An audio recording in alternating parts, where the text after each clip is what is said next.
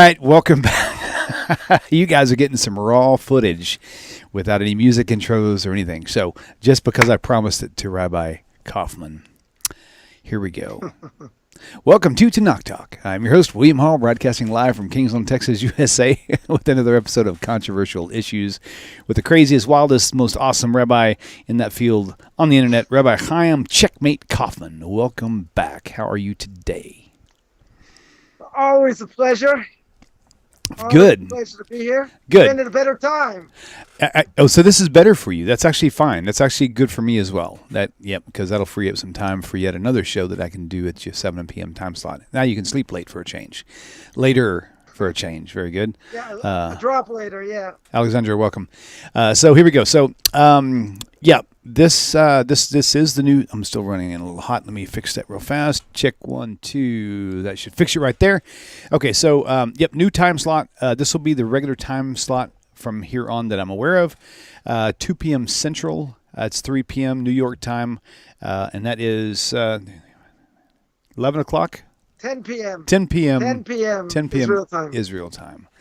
So there we go. So Mary Spies, Roselle, good to see you guys. It definitely beats 3 a.m. Israel time. So this is. I bet it does. I think we're gonna get better ratings if I did it. It was more nighttime in America. But okay, We'll do what we can do. We'll see how the ratings go. That's what it's all about anyway. Ratings and the music. Ratings and the music. And, of course, I deprived you of that today, so we'll have to make it up to you next week.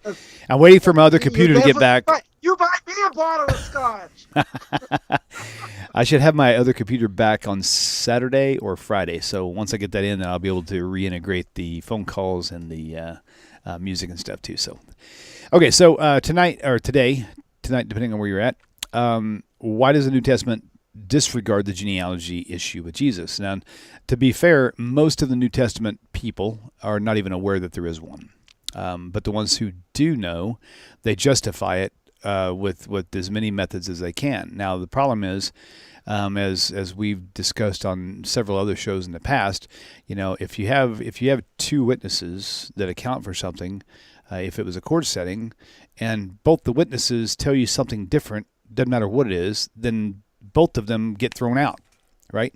The problem is, with Mashiach, it specifically says he has to come from a certain bloodline. And so does, whether it's a high priest or a king, they all have to come from specific bloodlines. And so, which means that if that is the case, then there has to be a track record. So if you throw out the two accounts in the New Testament regarding, one say it's with Joseph's bloodline, one say it's Mary's, but still doesn't match up, there's still a problem. And so today we're going to discuss why it's so important to have tracks on things like that. Like, we need to have a bloodline, and why is it that the New Testament just flat out doesn't care? So now that's not going to be the topic. I mean, that's just an issue that we have. So from here on, it's all you, Rabbi Coffman, and I'll listen in. All right, always a pleasure. There's, you threw out a question that has no answer, and that is, why they don't care about inaccuracies, because they don't. That's just the answer. That is sadly when they're true. Historical. That's it, right? Mm-hmm. What's favorite color? Corduroy, right? That there's no good answer. Mm-hmm. That in Torah. The book of Deuteronomy tells us, you have to have two witnesses to establish a document, right? Or to establish something. If you have contradictory witnesses, you throw them out, right? Depends what they contradict as well. Could be, if they disagree in the day, let's say, one set of witnesses says, he borrowed money, on Sunday, the 2nd of the month. Other one said it was the 3rd of the month, right? You got two other witnesses. So it could be they made a mistake in the day of the month, right? But if they make a mistake in the day of the month, that might be, that might be okay. But if they make a more egregious mistake, they're going to throw the witnesses out.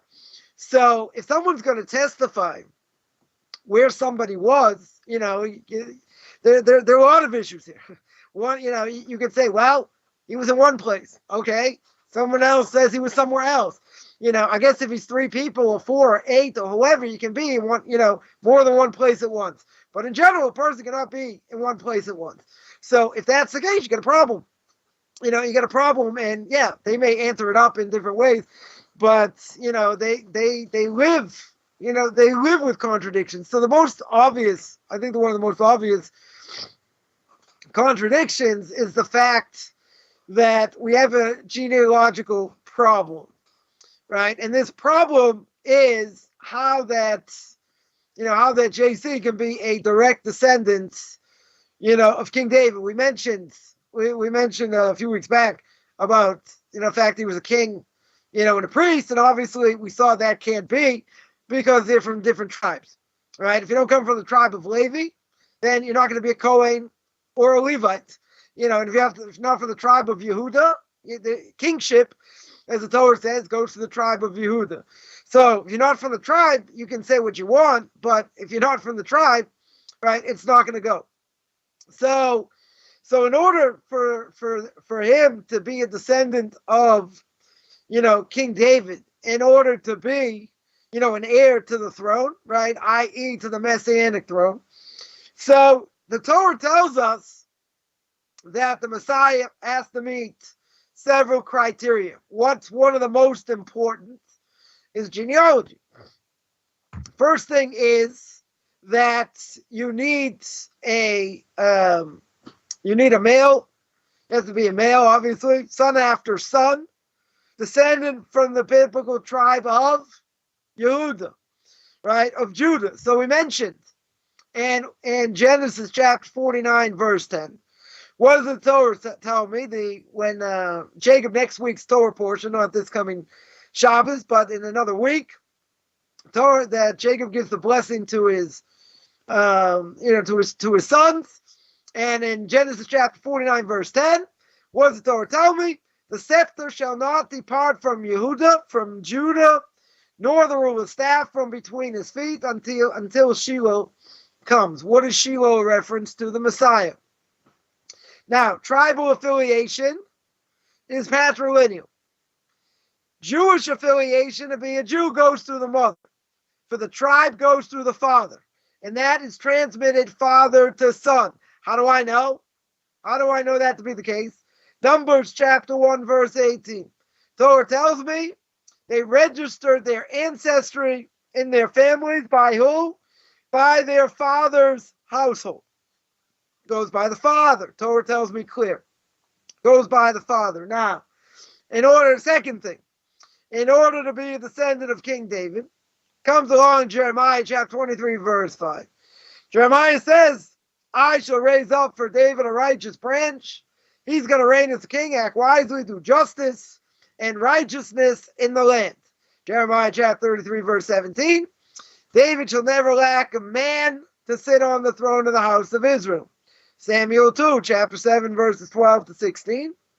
That it says, I'm going to raise up your descendant after you, i.e. David, who's going to come forth, you, and I will establish his kingdom. He shall build a house for my name, i.e. the temple. I'm going to establish a throne of his kingdom forever. I'll be a father to him. He will be a son to me. Now, what does that tell me? It's got to come from King David. First thing tells me that you have to be a descendant from the tribe of Judah. Third thing tells me got to be a descendant of King Solomon. King Solomon is the rightful heir of King David, right? Is in Chronicles 1, chapter 22, verses 9 to 10. Torah tells me, it says over there, his name shall be Solomon. He shall build a house for my name. I will be a father to him. He will be a son to me. I will establish the throne of his kingdom over Israel forever. So again, you have to be through the tribe of Yehuda, of Judah. It has to go through King Solomon. King Solomon, the rightful heir that comes out of David and Bathsheba. So those are three things over here. Now, there are a number of concerns. The first concern, which is, I think, the most obvious and the most egregious, is that the claim that the Christians are going to make is Jesus came from a virginal birth, right? In other words, doesn't have a physical father. Now, that's going to be a major problem. So if that's the case, and that's what they want to claim, then he's totally disqualified as a member of the tribe of Yehuda, a member of the tribe of Judah, or David. Why? Because their claim is that, his mother Mary had been betrothed to Joseph, right? And she was found by a child by the Holy Spirit. Very good. No father. No father, no tribe. No tribe, no King David, right? No tribe of Judah, no King David. Also, there's going to be a claim. There's going to be a claim also, as we mentioned, physical genealogy. Now, if the Christians are going to claim he's born a descendant of David according to the flesh, right? That's going to be one of their claims in Romans chapter 1, verse 3. You can look it up there. And it says also it's evident in Hebrews 7:14 that it's evident that our Lord was descended from Judah. Now, there's a major problem here, major contradiction. If you're telling me he's coming from the Holy Spirit, how can he be a physical descendant of Judah and David, right? It totally goes against the biological ancestry. Not only that, contradicting this mistaken genealogical claim that's found in the Gospels, right? That's a major, major problem over here. See, if you're going to claim a virgin birth, you got a problem. You got a problem of can't be a tribe, member of the tribe, of Judah or from King David. Now, not only that, we have contradictions. I think we mentioned this before also, but there are contradictions in the genealogy between the Gospels. Now, this is also pretty crucial because if you're going to go through genealogy and you're going to have 20 people in the line, 30 people in the line, and try and show that you are going to go back to King David, the lines should be the same. You can't have any digressions. You can't have people that are mixed in or before or after. That's going to be a major problem, right, over here. Right, so in one of the genealogies, who's the father? Right, who's Joseph's father? Is Jacob. Right, and one of them they list him as Eli, right, or as Eli, whatever you want to call him. So that's a problem, right? In other words, you can't make a mistake.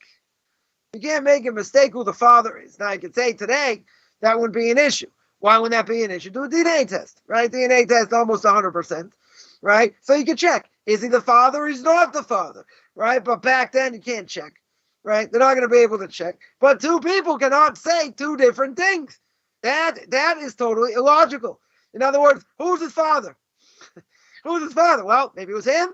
Maybe it was somebody else, right? Two different people. Two different people can't be the father, right? That's biology 101, right? 1018. That's not going to fly. So how can they make such a mistake?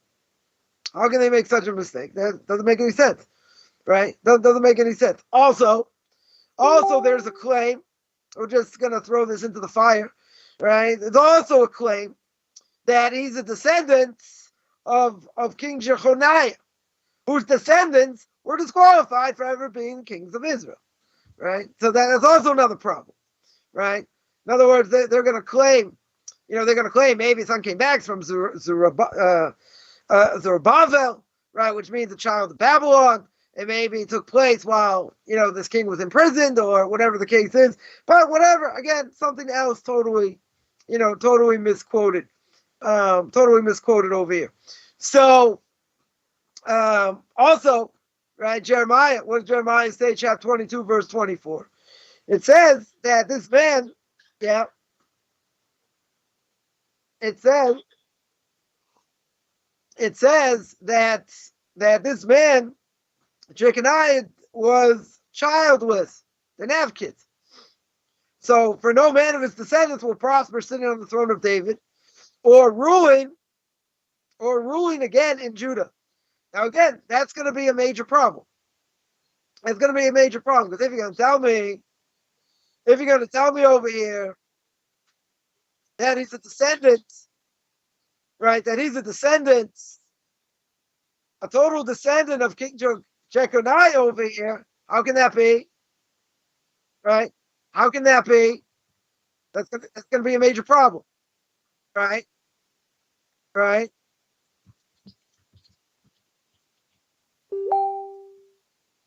That's going to be a problem over here.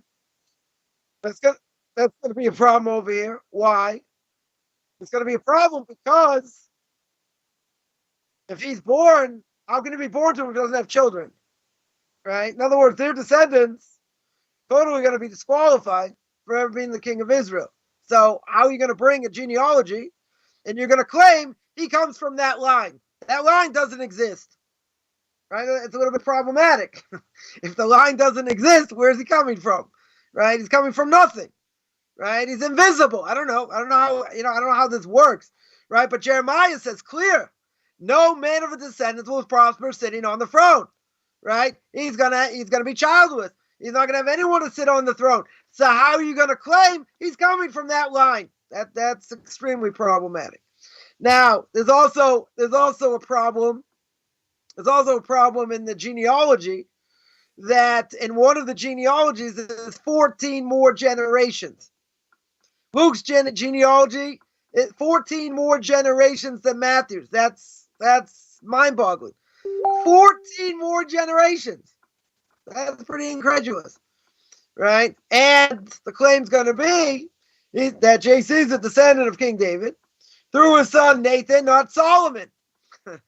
We just said before, one of the criteria is, as it says in Chronicles 1, chapter 22, verses 9 to 10, the descendant of the Messiah, he's going to come through King David, he's going to come through his son Solomon, right? So over here, what's the claim? The claim is that he's going to be a descendant of King David through his son Nathan. That's a problem. That's a total contradiction on Solomon, right? As the Bible tells me. So how are they going to resolve this discrepancy? They'll say, this is brought down by one of the Gospels. No, he's not going according to that genealogy. He's going according to, let's say, Mary's genealogy. Well, that's also problematic. It's also problematic, in many ways. Right? First of all, her affiliate, let's say she's part of the tribe of Judah. Let's say. But it won't be transmitted to her children. Why? Because it goes to the father. Right? That's a major problem. So even if you want to say it goes through her, first of all, it can't go through her. Right? Because it goes to the tribe. Tribe goes to the father. You got the Greek text doesn't substantiate this. And not only that, even, a bigger problem, I would say, is the fact that genealogy has to go through King Solomon. And here it doesn't go through King Solomon. So you got major problems over here. But there's another issue, right? There's another issue. In other words, if you have something so blatant, something hits you in the face, right between the eyes, how in the world can a person say, well, these don't matter, right? We don't care about contradictions. What do you mean you don't care about contradictions, right? How can contradictions not matter? This is pretty crucial. This is pretty crucial in order to have your future Messiah, right? Now, there is a quote in the New Testament, Timothy 1, chapter 1, verse 4, right? That makes an unbelievable statement over here, right? An unbelievable statement, right? What does he say? He says, don't pay attention to Mr. Endless genealogies, which give rise to mere speculation, rather further administration of God, which is by faith. Now, this we could spend 3 days, analyzing. How in the world can you make such a statement? You're going to say, well, there are too many genealogies, too many lists. Of course they're bound to get it wrong. Of course they're bound to make a mistake.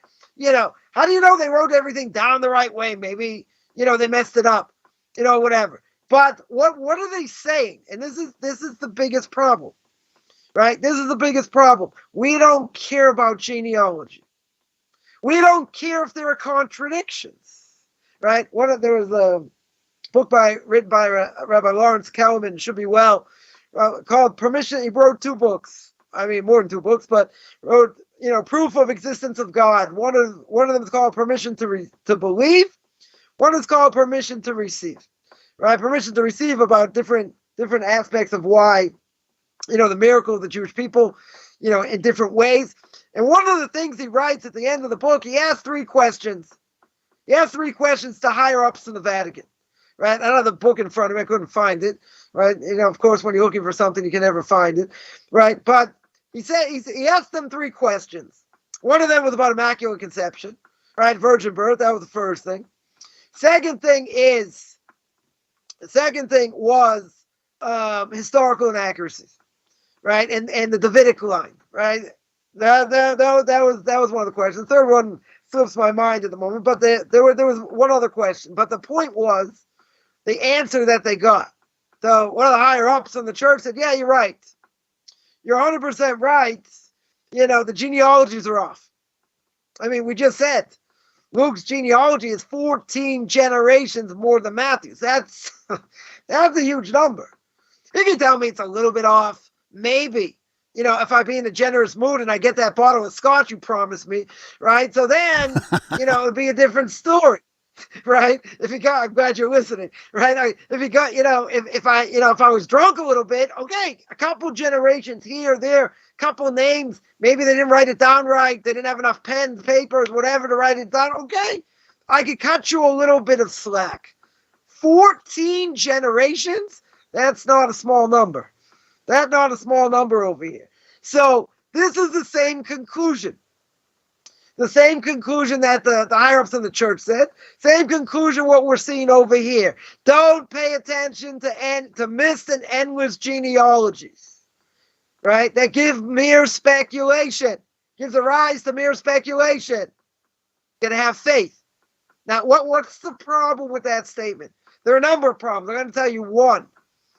One of the problems is you're telling them, leave your mind at the door, right? In other words, keep your mind open till your brains fall on the floor. Don't think. Whatever you do, don't think. Don't think about anything over here.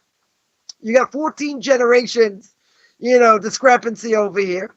And you're going to say, well, these things are confusing, right? That's what he's saying. These things are confusing. It just gives rise to more speculation, rather than further the administration of God, which is by faith. Now, I'm going to ask my $2.5–3 million question because of inflation. We're going to up the ante. How can it be you have such a blatant contradiction, right? A number of contradictions we mentioned. And someone has the gall. Someone has the chutzpah to say, you know what? The discrepancy doesn't matter. So what? 1,000-year difference, 1,500-year difference, wasn't the same father. Who cares? What's the big deal? You got to have faith. How can you brainwash people and tell them they have to have faith if this whole thing you're going to tell me he's going to go back to King David and he has to go through the Father, and you got a contradiction who the Father is, and then in another place it says it wasn't really, they didn't have a Father, it was the Holy Spirit. So how are you from a tribe? I mean, these are blatant things. So what are they going to say? They don't have answers, right? Of course they don't have answers. So they're going to say you got to live by faith. So people say, don't Jews live by faith? So you look at Exodus chapter 20. Exodus chapter 20, verse 2. What does God say? What does God say in the first of 10 commandments? I'm the Lord your God. How do you know? How do you know I'm the Lord your God? Because I took you out of Egypt. I took your forefathers out of Egypt from the house of bondage. Very good. How do we know that? So you say, well, there's papyrus, there's evidence, but how do we know? How do we know 2,000 years later? Right? There is evidence. Forget about the evidence for now. Right? How do we know? Because every year, another few months, we're going to get close to the Passover. You have a Passover Seder. How many generations are there in a Passover Seder?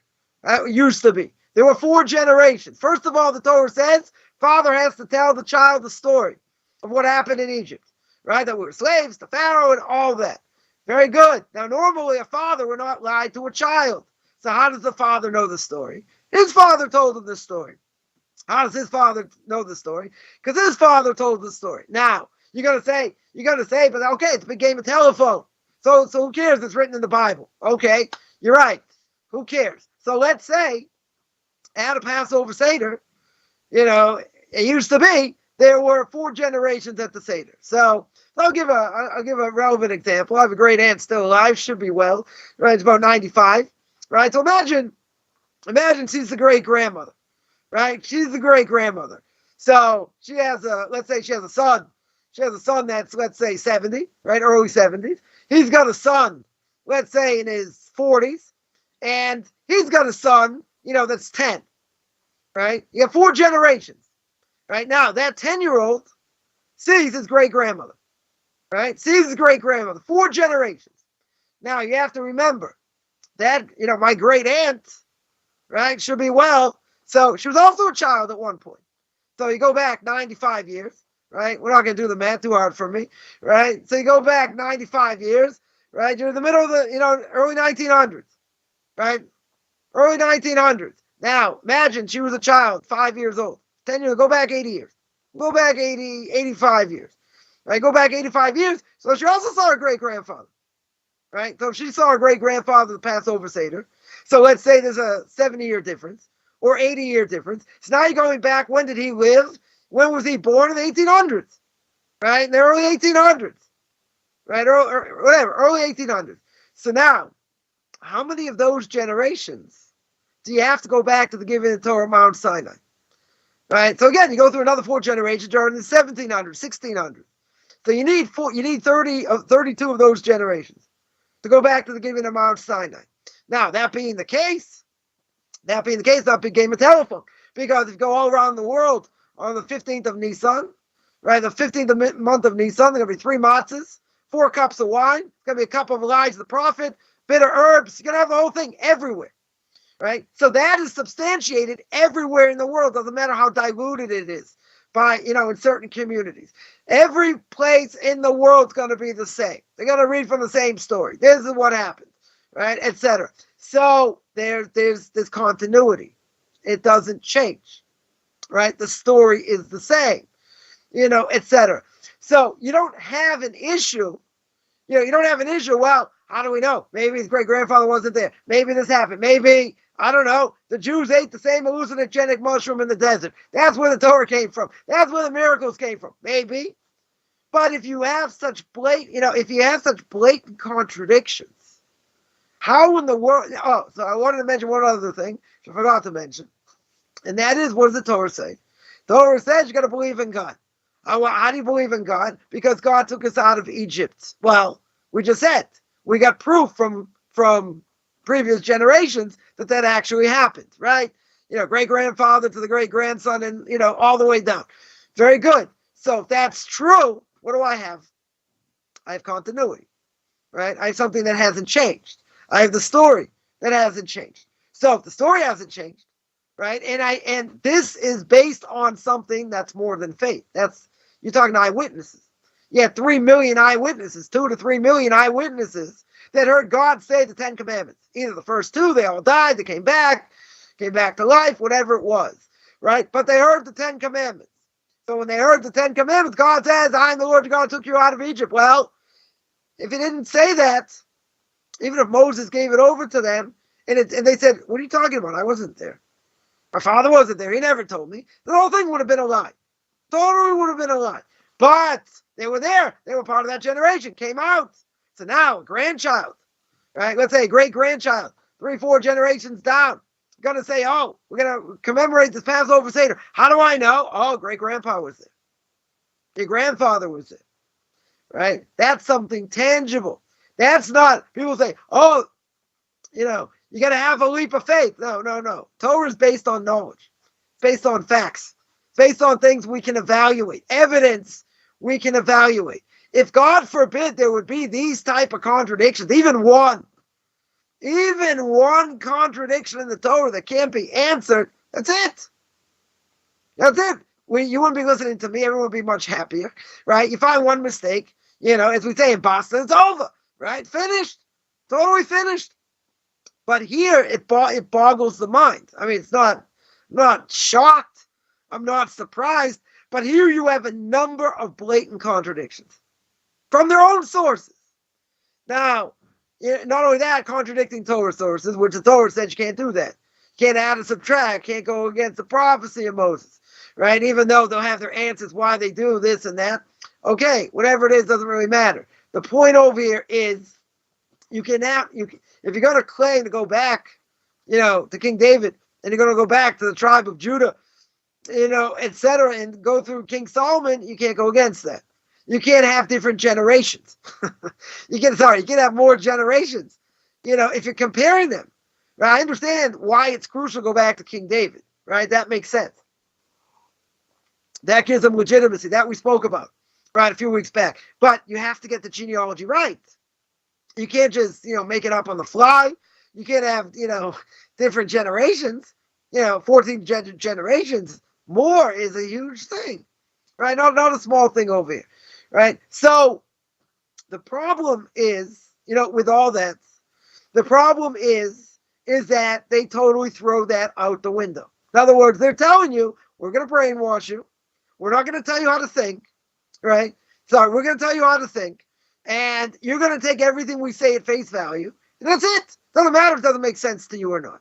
You're going to take it at face value, because that's going to further, what's the quote? That's going to further the administration of God, which is by faith. But there are obvious questions. Now, people are going to say, come on, when it comes to Torah and mitzvahs, it's also about faith, right? But we can prove, right? We've done this in the past, shown proof why the Torah is true, right? Why other things are false, etc., in different ways. So, if that's the case, if I found a mistake or I found a contradiction, we're finished, right? We would be wasting time. We'll be wasting time, on this. But there's proof. Now, is everything 100% proven? Is there evidence we don't have? Sure. There might be evidence we don't have. Doesn't mean it doesn't exist.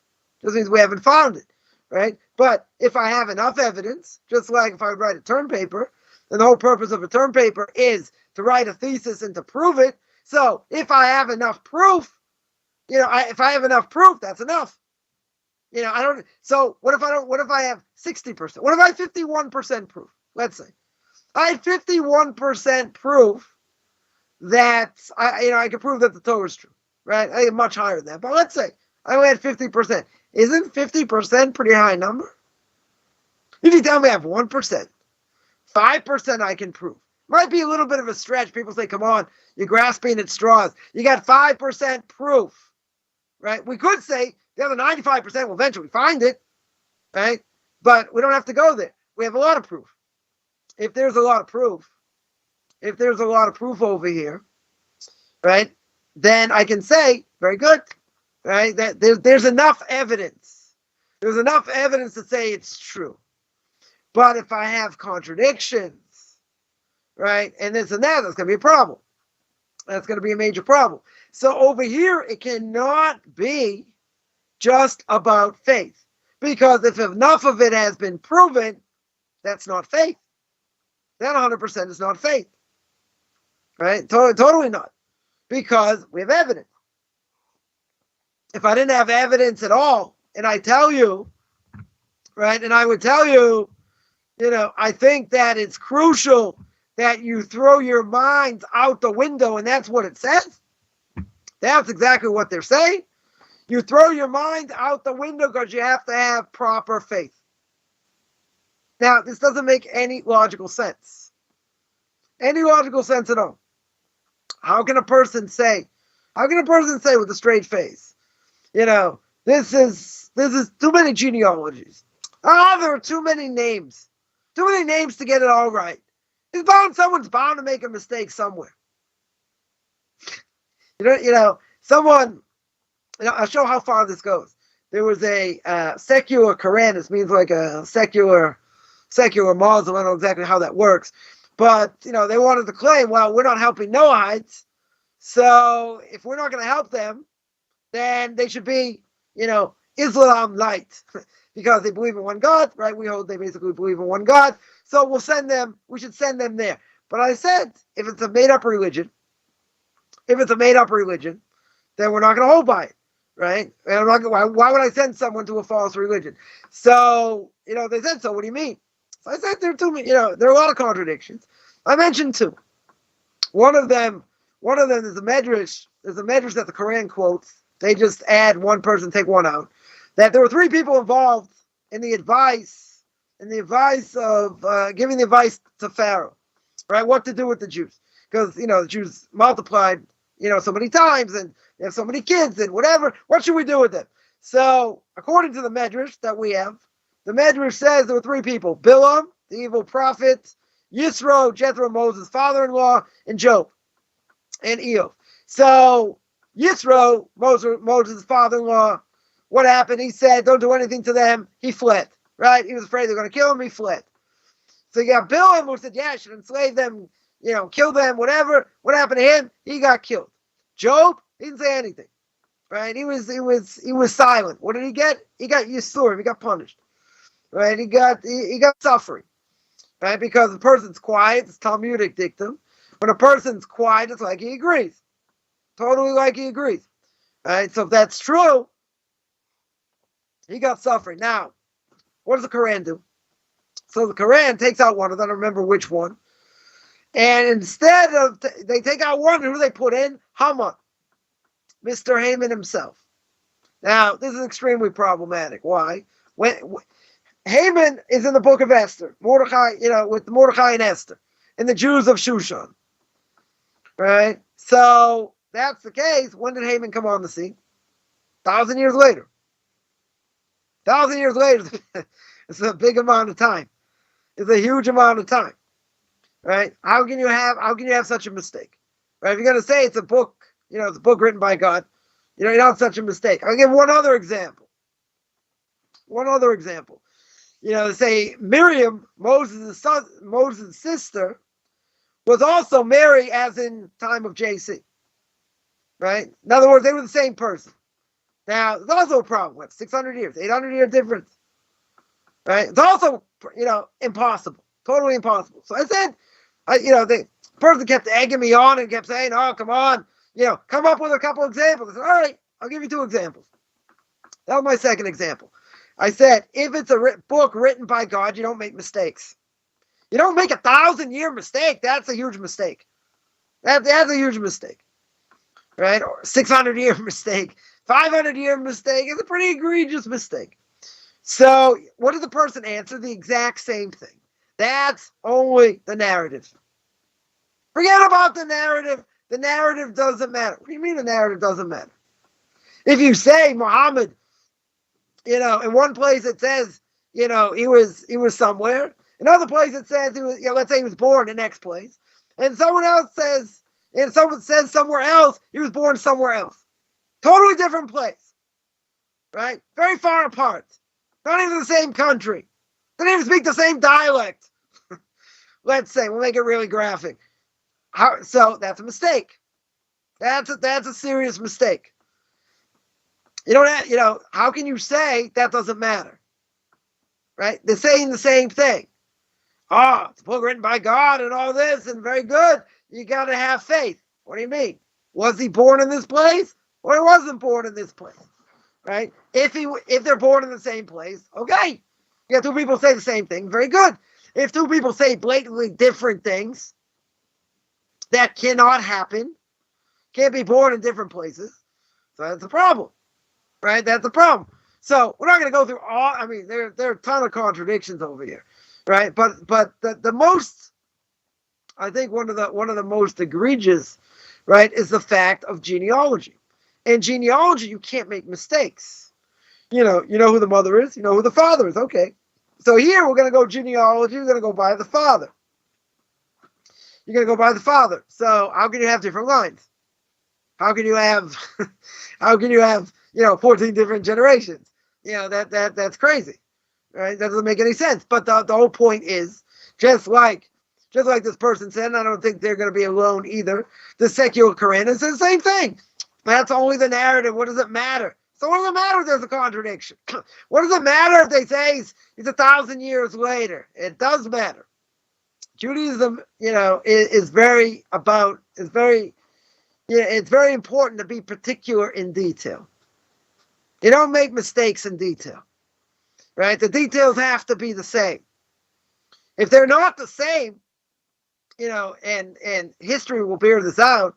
If you're going to say something that's historically not true, then you got a problem. If you're going to call it a book by God, right? So the $4 million question is, how could they do it? How could they throw that out? Because they want you to believe by faith. That's what they want. So they're going to make up all kinds of answers and say, oh, come on, too many genealogies. It's just speculation. I don't know. Did they have documents? They didn't have documents, right? In other words, if they're going to say that this is where he comes from, then you got to say, okay, this is the father of this one. This was the next one, and you go back 20 generations, 30 generations. Okay, so they have records, right? Today would be very easy to prove. You have records. If you're not sure, you take DNA test, right? Find out who the father is. But you find out one way or another. So if you're going to find out one way or another, so it's going to be either he's the father or he's not the father. That's it, right? But their goal, and again, this is a much bigger philosophical question, right? And that is, I don't think it's such a difficult question. And that is, why would they tell people this? Even if you bring up the question over here, why would they tell them, nah, come on, there are a lot of genealogies, they don't have to pay attention to this, you got to live by faith. Now, why do they tell you got to live by faith? Because they don't have an answer, right? They don't have an answer, so they're going to say it doesn't matter, right? But if you're going to press them, and you're going to say, why in the world doesn't it matter? If you're going to claim that he's the Messiah, there's certain criteria, right? If you're going to claim he's a priest, and we spoke about this, he has to be from the tribe of Levi. If he's going to be a Levite, right? Or a Cohen, whatever it is. But in either case, if that goes by patrilineal descent, which we mentioned in Numbers chapter 1, verse 18, it's going to go by the father. He doesn't necessarily have a father in one place, right? It's only the spirit. He doesn't have a father, he's out. But even so, you're going to say there's a contradiction who his father is, even more problematic, right? So this is pretty crucial for them in order to be considered a descendant, of King David. But they're going to leave people being ignorant and telling them they have to have faith, they have to fast, and I've heard many people tell me this, I'm going to pray on it, God's going to answer me, I'm going to fast, I'm going to do all great. So my answer was, find me an answer. You can pray as much as you want, right? This is the whole question about oral law. And I said, I know what the answer is. You find me an answer in TaNaCh. You're not going to find it. Because the answer is not in TaNaCh, it's in oral law, right? But that's not the point. So, they're going to say, now you got to have faith and you got to believe. There's an open contradiction, right? So it boggles the mind. They want their people and thousands of followers, to have this faith, to have this unbelievable faith. So again, when someone's going to say, well, don't you have faith? My faith's based on knowledge. Totally based on knowledge. There's evidence. There's a lot of evidence.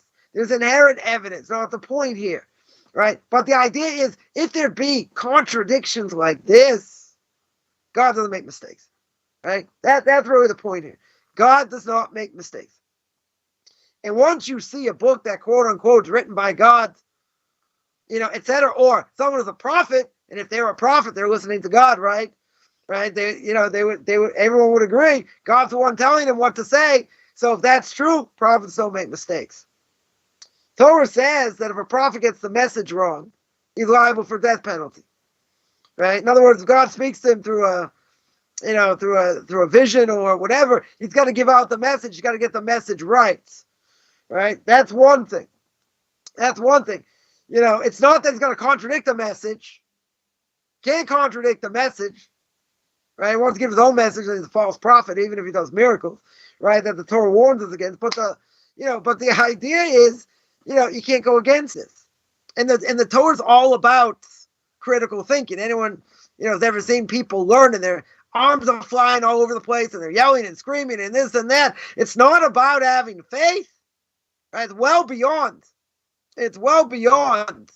having faith. It's got to be based on knowledge. But if you had such outright contradictions, no rabbinic scholar is going to say, oh, you got to have faith. Nobody's going to say such a thing. There are questions, not so easy to answer. That's true. It doesn't mean there's not an answer, right? But if you have blatant contradiction, it's a different issue. Right? So even if Even the Torah, I'll give one example.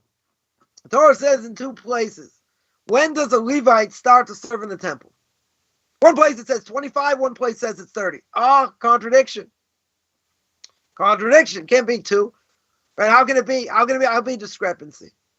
Right? One answer given is, what's the 5-year difference?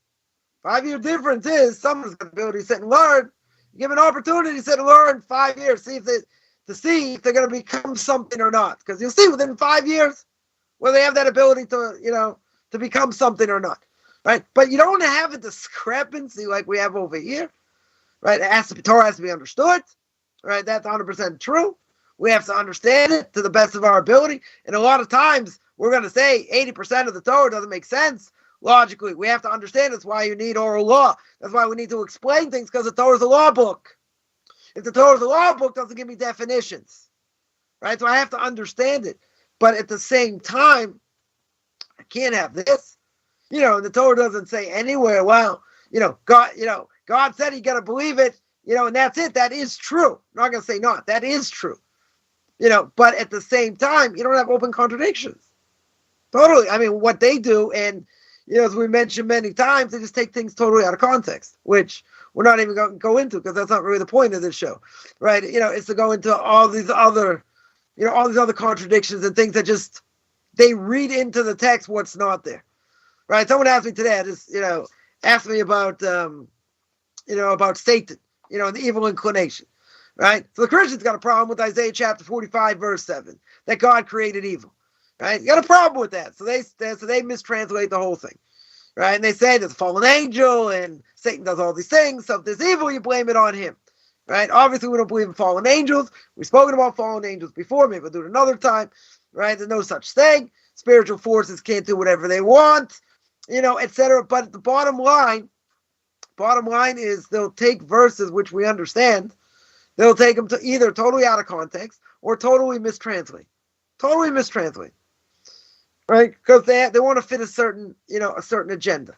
So it's one thing, it's one thing, to look at something and, cherry pick and say, okay, I'm going to look, we spoke about last week, right? We spoke about Leviticus chapter 17, right? This idea about blood, blood being, blood atoning, right? But the whole point of the verse is that you can eat blood. Then it mentions blood atoning, but that's not the only thing that atones. Because if you don't have sacrifice, blood can't atone. Right? There's an obvious question. You have to watch last week what we said over there. But you can't just cherry pick and look at things out of context. But that's exactly what they do. So here it's worse. Here we're not saying, necessarily taking things out of context. It just doesn't make sense. Just doesn't make sense at all, because they're just contradictions left and right. So how can someone with a straight face, and we already know the answer, how can someone with a straight face say that it doesn't matter? Right? It totally doesn't matter. You got to have faith. Isn't that showing, well, if you want to believe in Christianity, right, or you want to believe in anything, and there are serious flaws, what are you going to say? Either going to say, well, this might look like contradiction, but we have answers. We have answers, and, this is what the answers are. But if your own higher ups themselves, if they are making the claim that it doesn't matter, they're right. They're saying, you're right. It might be a contradiction. There might be 14 more generations that one listen on the other. Okay. That might be true. You know what? It all doesn't matter. That's only going to lead to speculation. I don't know. They want to know who the genealogy is. They want to know how far back it goes. Right? They want to go through it with a fine, with a fine tooth comb. Whatever. In order to know who comes from who and where. But to say it's only going to give rise to more speculation, come on, that's a third and long. That's called a punt. Right? You got to have faith. These things, this is one aspect. This is just one aspect that, I think it's a pretty crucial one, because they want to make their claim go back to King David. Very good. The problem is is that there are a number of contradictions. But you can't say we don't care about the contradictions. Contradictions don't matter, and they give rise to more speculation, and you got to have faith. That's absurd. That is totally absurd because you're looking at something black and white. Was he born in this place or was he born in that place? And you say, exactly. No. Either he's born here or he's born there. You can't be born in both places unless you say one place has the same, both places are really the same, just have different names. Right? Now, if you can prove that and show that, okay. Then you're going to say, why is it called this name and not that name? Right? So the Talmud brings that in. Say, oh, this place was really that place. Why? Different reasons. Different reasons why it had a different name. But it was the same place. Okay. But if you don't tell me that, right, if you don't come up with some explanation, and they're two totally different places, and you don't even address that, what does that sound like? Sounds like a blatant contradiction. So there's no amount of faith that can fix that. Either, it's just like you have contradictory evidence, contradictory witnesses, right? If I have two witnesses to establish a document, two witnesses against to say, no, it wasn't true, what happens? They offset. You can't establish it over here, right? Someone has to swear, right? You got to make someone swear, even though we wouldn't do that. We're afraid someone's going to lie. Doesn't matter. They offset. If they offset, then nothing happens. It's a stalemate, right? In a certain way. Over here, if they're pillar opposites, then you can't just say, well, we'll fix it by having faith. How does faith help over here? I can't, I can have as much faith as I want, but you know what? 2 and 2 is never going to be 5. Maybe in physics. That would be the case. But in general, 2 and 2 is always 4.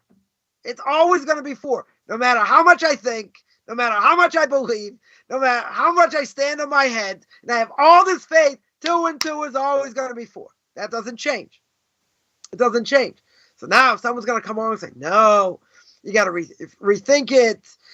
2 is really like 3, right? And, 2 could be like 1. So it really doesn't have to equal that. It's not always the same. What do you mean? 2 and 2 is 4. No matter how you slice it, it's going to be the same. It doesn't change, right? So you could fast for a couple of days. You could, you could afflict your body. You could do, a million different things. Drink half a bottle of scotch, whatever it is. You can do all these different things. Try and change your mind. 2 and 2 is always 4, right? That's never going to change. Never going to change unless it's talking physics, right? But we're not talking physics. So if that never changes, how does faith help? Faith should never help over here. And when you have something that's blatant, right, across the board, and again, we're only scratching the surface, right? But this one aspect with so many different contradictions, faith doesn't butter the biscuit. It's, I studied history, specialty in World War II, right? History is his story, right? But if you want to be accurate and you want to pinpoint things, you got to say, okay, this happened like this and this happened like that, then, you're telling it the way it is, and now you got to bring facts. You got to bring evidence. Okay, I have this list. I have this list. This one came from that one or whatever it is. Whatever the facts are, they have to line up. Someone said, no, those weren't the facts. These are the facts.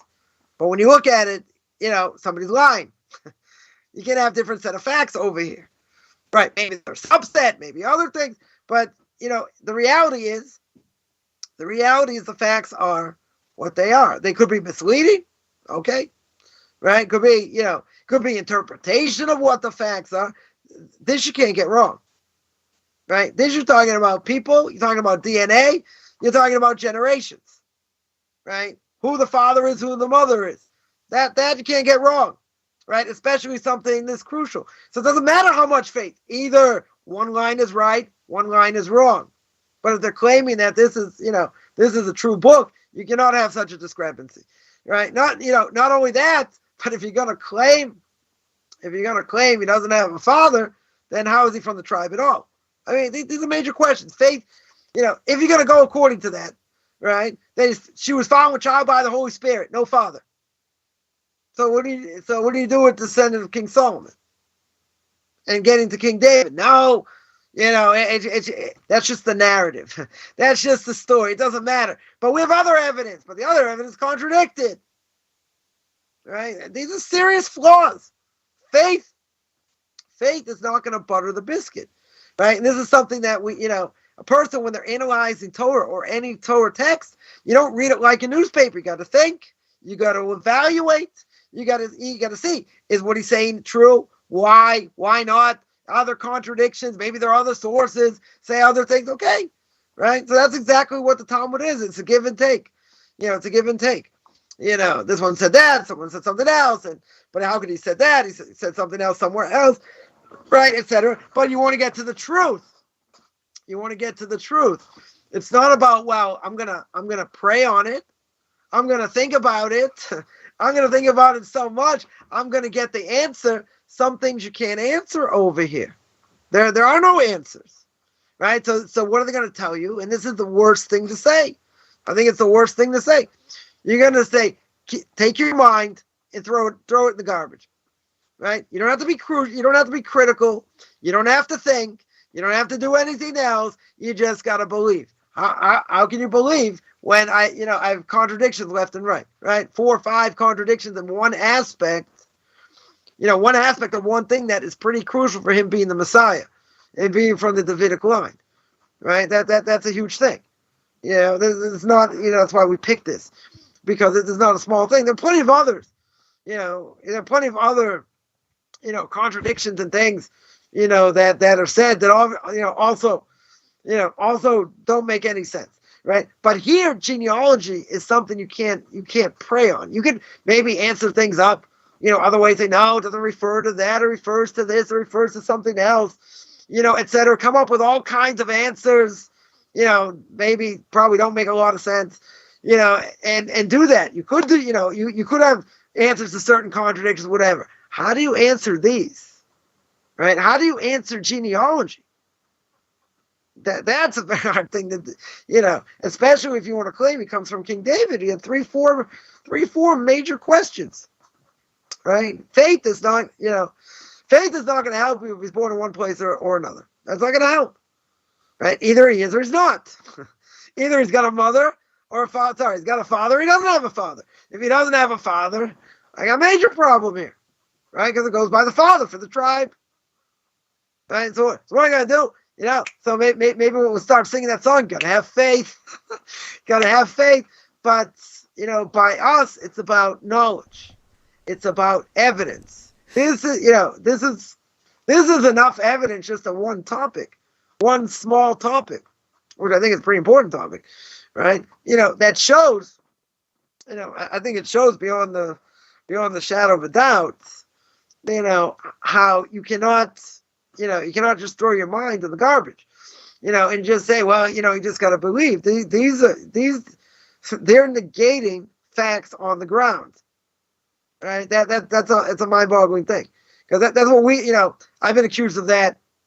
Other people have. You became an Orthodox Jew. It's a little bit cultish. You're brainwashed. Yeah, go look at what people do when they learn.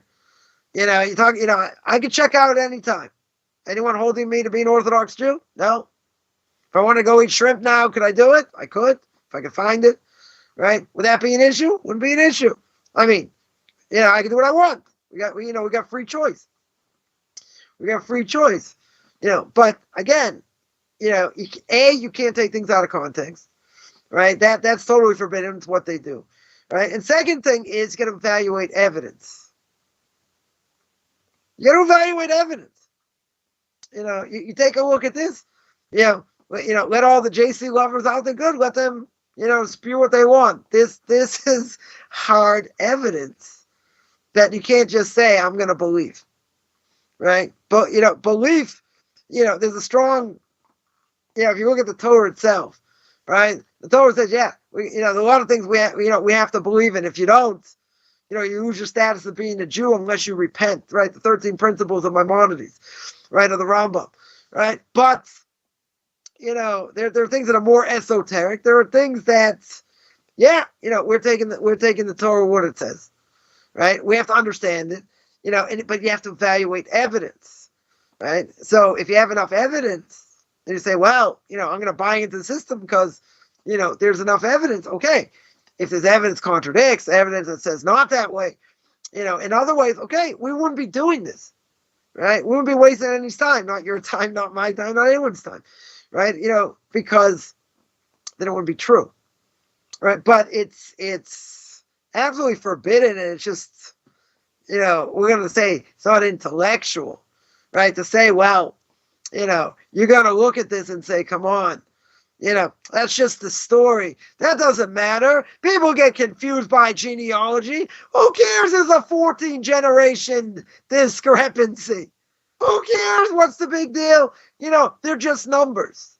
How are they just numbers? How can they say these contradictions don't matter and you're going to have faith? And the simple answer is because they don't have answers. Right? They're blatant contradictions. So okay, so we live with contradictions. We can't, Jews, and people who are going to follow the Torah cannot live with contradictions.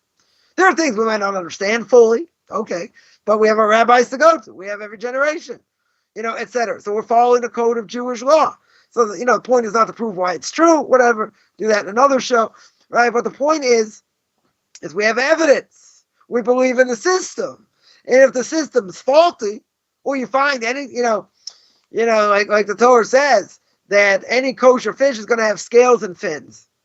You find one fish that has scales and doesn't have fins, or vice versa, then the Torah is not true. Totally not true. No exceptions. Torah tells, of certain animals that, that have split hooves but don't chew its cud, or vice versa. How did Moses know that? When he played Dr. Doodle? Went all over the world and he knew this? How do you know that? Right? There's only one animal. Right? There are certain animals that do that. Very good. How do you know that? How do you know that there aren't any animals? And there's never been an animal that's been like that in the history of man from the beginning of creation that does such a thing. Pretty unbelievable. Now, is that a proof that the Torah is true? It's written by God? Not the full proof. I think it's good proof. I think it's one proof. Right, to show that there's no way Moses could have known that, right? Impossibility. I mean, come on. The world is 70% water. 70% water. You know how many people would have had to hire to go all over the world, all over the seas, find every single species of fish, millions of species of fish. What are the odds he's going to make such a statement to be right? Probably zero. Right? Probably very, if not zero, maybe a little bit more. We'll give someone a little bit of credit. Maybe, give them a quarter of a third of a fifth of a percent, very small percentage, if anything, right? Because there's so many species of fish and, whatever. But again, that's not the point. The point is, it's not, well, we just have faith in that. That's been proven. That has definitely been proven, right? There are other things that have been proven. So there's evidence. Now, even though I don't find all the evidence, doesn't matter, right? There's evidence to show. But again, if we find contradictions, it's not about, you throw the whole thing out. Well, all I need is one. All I need is one. You got a lot. You got hundreds contradictions, left and right. So, okay. So we'll live with these historical inaccuracies. So, if a person, is a Jew, or they are a Noahide or a JIT, a Jew in training, you're not going to live with these, with these discrepancies. There is an issue. I have to, I have to look it up. There's a discrepancy of a king in two places. One place says he reigned for 20 years. One place says, something else. I remember looking up before, right? Whatever. There are answers. There are answers. But if you have blatant contradictions, in historical contradictions, you cannot say you got to have faith. Faith just does not going to butter the biscuit, right? That doesn't answer. That is not an answer. And that's why a lot of people listening got thrown out of the church for exactly that reason, because they wanted answers. And they didn't have answers. No, you got to pray more. You got to fast more. You got to afflict yourself more. You got to do all these different things until you get the right mentality. No, the right mentality is it doesn't make sense. That's the right mentality. Because you can have a genealogy that's totally, cuckoo. A 14 generation difference and all these other issues we brought up, right? That's not going to answer. That's not going to answer. We got to look at things critically, right? As a Torah Jew, we got to look at things critically. As a non-Jew, it's going to be a Noahide, right? Or someone's going to convert. You got to look at it critically. There are answers. There are definite answers, right? But if you had such contradictions, of course, I'd be sipping my pina colada with your scotch, right? We're going to have a great time. We're going to kick back on the beach, go somewhere where it's nice and warm, and that's it. I'm going to sit there and, travel up north twice a week and, get up in the middle of the night and do all. Why would I do that? If it's, if just got to have faith. Come on. That's, you got to have a certain level of faith for different things. That's true. But something so crucial to the, to the belief of a whole system, in a whole book, it can't be just based on faith. Like someone told me, I guess I'll end with this, I had this missionaries come to me and say, don't you believe, there was a Book of Mormon, and Joseph Smith found it in a cave, 200 years. I said, you ever read Exodus chapters, 18, 19, story about 3 million people God gave the Torah to the Jewish people? Come on, that's a leap of faith. Not the Torah. Found the book 200 years, found in a cave. And he brought this Book of Mormon and all, and all that. Well, that's a beautiful story. Where's the evidence? He's making the evidence. He's saying, I found it. This is what it is. Muhammad, same thing. Who was there? Who was there when he had his great, flight from Mecca to Medina? And whatever he did. Who was there? A few people, maximum. And when JC did all his miracles, tens of thousands, millions of people? No. Not at all. Torah is the only book that says given in front of 3 million people, 2 million, 3 million people, 600,000 men between the ages of 20 and 60, not including women and children. So about 2 to 3 million people. No one else makes such a claim, right? There's evidence, right? There's evidence. Here you got it in front of a few people. Come on, it's your word versus anyone else's. But if you're gonna write a book and you're gonna say it's from God, you're gonna be. And you're going to say that there are too many things going on and too many contradictions. That's it, right? You're going to have to prove it. You have to prove why that is. So I guess we're not going to go into the other contradictions because we're over time. So I guess we'll. How much longer? How many more? So do we need a part two? Maybe. I mean, that's not the point. That's not the point of the show to go through all the contradictions. That'd be relatively easy to do all. It wouldn't be a bad idea to go through all of them, though. Going through all the contradictions wouldn't be a bad idea, yeah. So that's cool. But there you go. So cool. Come on. We'll take one contradiction. I'll do it for an hour and a half because you'll never give me the time because my name's not Singer. but it's so much better. I don't have another class now and go to sleep. But, that wouldn't be an issue. So we'll see. Maybe we'll come up with other contradictions and go through them. That's funny. Well, guys, thank you for tuning in. Rabbi, thank you for your time. It has been a pleasure as always. Sorry about the blurry image there. It's an internet thing on the Rabbi side, so it kind of has its good days and bad days like normal. But anyway, we'll look forward to seeing you guys same time, same place next week at the new scheduled time, 2 p.m. Central, 3 p.m. New York time, and 10 p.m. Israel time. And Rabbi's very happy about that. That's it. Not 3 a.m. I'm very happy this new time change. That's great. I'm very happy for us both. I get a drop more sleep. That's great. Beautiful. I want to thank you for getting this job. We're all ecstatic over it. That's great. Well, guys, thank you once again. We'll see you soon on the other side.